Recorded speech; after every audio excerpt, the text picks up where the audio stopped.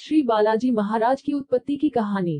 कहते हैं श्री राम भक्त हनुमान जी की भक्ति से प्रसन्न होकर भगवान श्री राम ने उन्हें दर्शन देकर कहा, तुम धरती वासियों के कल्याणार्थ अवतरित हो और वहां लोग तुम्हें बालाजी के नाम से पूजेंगे। उन दिनों यह मेहंदीपुर क्षेत्र घने जंगलों से भरा हुआ था। आबादी भी काफी कम थी। एक दिन अचानक महंत जी के पूर्वजों के घर आश्चर्यजनक घटना घटी। उस रात जब महंत जी के पूर्वज अपने घर सो रहे थे तभी उन्हें ऐसा लगा जैसे पूरा ब्रह्मांड एक अलौकिक रोशनी से भर उठा हो। महंत जी के पूर्वज चौंक उठे और वो नींद की अवस्था में ही उठकर चल पड़े। काफी दूर चलने के बाद उनकी आंखें स्वर्णिम रोशनी से चकाचौंध हो गई। उनके सामने हजारों दीपक जल उठे। दीपक की रोशनी कम होते ही पीछे से हाथी घोड़ों की विशाल फौज नजर आई। अचानक तभी दूसरी ओर बालाजी की एक मूर्ति प्रकट हो गई। समस्त क्षेत्र एक जगमग रोशनी से जगमगा उठा। फौज के प्रधान ने मूर्ति की 3 प्रदक्षिणाएं की और फिर मूर्ति को साष्टांग प्रणाम किया। लेकिन जैसे ही रोशनी खत्म हुई वहां से सभी गायब हो गए। इसी के साथ महंत जी के पूर्वज की नींद भी खुल गई। सोने की काफी कोशिश करने के बाद जब उन्हें फिर से नींद आई तो स्वप्न में 3 मूर्तियां दिखाई पड़ी। इसी के साथ एक आवाज आई, हे मेरे प्रिय भक्त, उठो और मेरी सेवा का भार ग्रहण करो। मैं अपनी लीलाओं का विस्तार करूंगा। और तभी वहां बालाजी की मूर्ति भी प्रकट हो गई।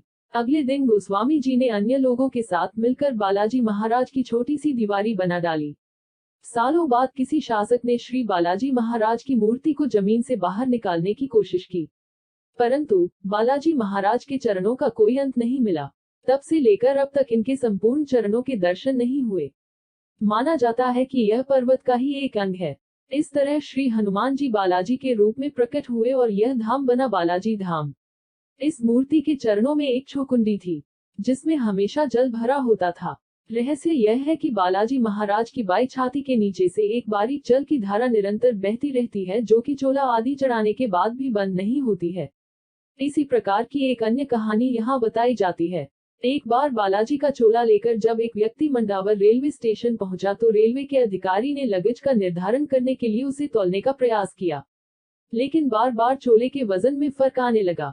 अंत में थक हारकर उस अधिकारी ने चोले का वजन करने का ख्याल ही त्याग दिया और बालाजी के चमत्कार से अभिभूत हो गया। यहाँ की विशेषता यही है कि मंदिर में किसी व्यक्ति विशेष द्वारा कोई चमत्कार नहीं किया जाता। यहाँ श्रद्धा पूर्वक आने वाले भक्तों को तमाम कष्टों तथा व्याधियों से मुक्ति मिलती है। भूत प्रेत की बाधा, पागलपन आदि अन्य कष्टों के संकट बालाजी महाराज की कृपा से यहाँ कट जाते हैं। तभी तो कहते हैं, इसमें से 2 लड्डू रोगी को खिलाए जाते हैं जिसे खाकर वो झूमने लगता है। उसके अंदर छिपे हुए संकट पर बड़ी विकट मार पड़ती है और फिर मार से तंग आकर वो भूत बालाजी महाराज के चरणों में बैठ जाता है। संकट कटने पर सभी रोगियों को महाराज की ओर से एक दूत मिलता है। जब तक दूत न मिले तब तक बालाजी महाराज से निरंतर प्रार्थना करते रहना चाहिए। यहाँ आने वाले श्रद्धालु बालाजी महाराज के दर्शन करने के बाद श्री भैरव जी महाराज, जिन्हें कोतवाल कप्तान भी कहा जाता है, और श्री प्रेतराज सरकार के दर्शन करते हैं। इस मंदिर में नित्य होने वाली आरती दर्शनीय होती है। आरती के समय अनेक श्रद्धालु मंदिर के बाहर एकत्र हो जाते हैं। विशेष बात तो यह है कि संकटग्रस्त रोगी चाहे कहीं भी हो, वो आरती के समय स्वयं ही मंदिर के पास आ पहुंचता है। बालाजी मंदिर से थोड़ी ही दूरी पर स्थित है श्री महंत जी महाराज जी की समाधि। इसके नजदीक ही है तपोभूमि यज्ञ स्थल। मंदिर से थोड़ी ही दूरी पर रास्ता शुरू होता है 3 पहाड़ी का। पहली पहाड़ी की यात्रा करने पर सर्वप्रथम काली माता के प्राचीन मंदिर के दर्शन होते हैं। इसके साथ ही यहाँ राम मंदिर, दुर्गा माता एवं वैष्णो देवी का मंदिर, हनुमान मंदिर तथा प्राचीन श्री अंजनी माता का मंदिर भी है। इन सब के अलावा पंचमुखी हनुमान जी के दर्शन करके भक्त अपनी यात्रा को कल्याणकारी बनाते हैं। श्री बजरंग बली की ऐसी मूर्ति बहुत कम जगह ही मिलती है। 3 पहाड़ी की यात्रा करते समय ऊपर से संपूर्ण मेहंदीपुर का विहंगम दृश्य दिखाई पड़ता है।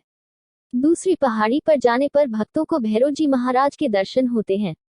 इसके साथ ही यहाँ अन्य देवी देवताओं से सजे छोटे छोटे मंदिरों का सुख प्राप्त होता है। 3 पहाड़ी के रास्ते पर ही मिलता है शनि देव जी का मंदिर। शनि देव जी की पूजा अर्चना सभी बाधाओं से भक्तों को मुक्त करती है और इसके निकट है श्री मनोकामना हनुमान मंदिर। हनुमान जी के इस मंदिर के बारे में लोगों का ऐसा मानना है कि यहाँ भक्तों की सभी मनोकामनाएं पूरी होती है, तभी इसका नाम मनोकामना हनुमान मंदिर पड़ गया। हनुमान मंदिर के बाहर ही शिवलिंग के दर्शन होते हैं। हनुमान भजन गाते गुनगुनाते भक्तों की टोली जब आगे बढ़ती है तो सामने दृष्टिगोचर होता है श्री तीन पहाड़ी वाले बाबा जी का मंदिर। इस मंदिर में भक्तों का तांता लगा रहता है। यहीं पर सिद्ध धूना गोरखनाथ जी है और यहीं पर है चौमुख भैरव जी। यहीं पर तीन पहाड़ी वाले महंत जी की समाधि। इसी समाधि के नजदीक है वैष्णो माता और शिव हनुमान मंदिर। और तीन पहाड़ी वाले रास्ते पर ही पड़ता है श्री घाटे वाले बाबा का मंदिर। श्री बालाजी मंदिर के निकट ही हनुमान जी की एक विशाल प्रतिमा निर्माणाधीन रूप में है। बालाजी महाराज के मंदिर जाने वाले रास्ते पर ही है अंजनी माता का मंदिर। इस मंदिर में बाल हनुमान जी की प्यारी सी मूर्त है। नन्हे हनुमान जी को गोद में लिए माता अंजनी की एक सुंदर मूर्त के यहाँ दर्शन होते हैं। इस मंदिर में बनी सुनी झांकियां भक्तों का मन मोह लेती है। घाटा मेहंदीपुर तक आने के लिए आगरा, मथुरा, अलीगढ़ आदि शहरों से यहाँ सीधी बसें जयपुर जाती है, वो सभी बालाजी मोड़ पर रुकती है। बालाजी महाराज के दर्शन हेतु प्रतिदिन दूर दूर से श्रद्धालु यहाँ आते हैं। समय समय पर मेहंदीपुर बालाजी के लिए पैदल यात्रा भी आयोजित होती रहती है। जय बालाजी के जयघोष करते भक्तों की भीड़ कभी केसरिया तो कभी सफेद वस्त्रों से परिपूर्ण आगे बढ़ती रहती है। इसके साथ ही हनुमान जयंती तथा अन्य विशेष अवसरों पर देश के लोकप्रिय कलाकारों द्वारा बालाजी का गुणगान किया जाता है। वैसे तो सप्ताह भर भक्त यहाँ आते रहते हैं तथा मंगलवार तथा शनिवार का दिन शुभ माना जाता है। इसीलिए इन दोनों दिनों में अपार संख्या में श्रद्धालु यहाँ आकर बालाजी की पूजा कर कृपा दृष्टि पाते हैं।